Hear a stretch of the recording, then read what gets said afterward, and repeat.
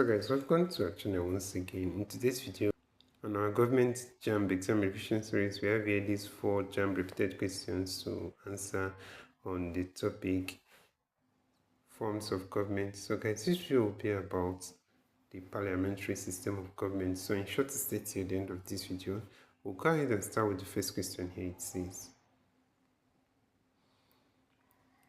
in a parliamentary system of government, the Prime Minister is the A, head of government, B, head of the Queen, C, head of state, D, head of the King. So guys, the answer to this question is option A here. That's the head of government.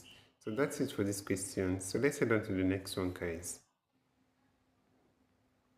So over here is question number 2. It says, in a parliamentary system, the head of government is usually the A, king or queen, B, president, C, chief justice, D, prime minister. So guys, if you were attentive in the last question, you must have guessed rightly the answer to this question. That's option D here. The prime minister is the head of government. So let's head on to the next question, guys.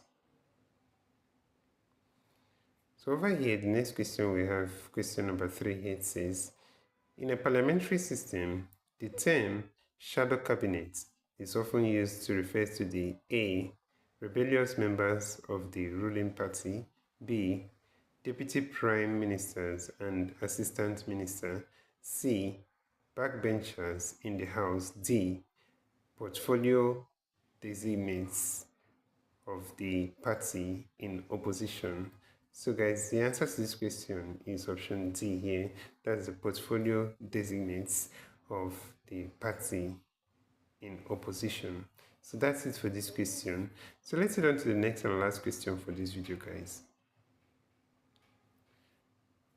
So over here is question number 4 and last. It says, in a parliamentary system of government, a vote of no confidence leads to the resignation of A, the entire parliament, B, the prime minister, C, the entire cabinet, D, an individual minister.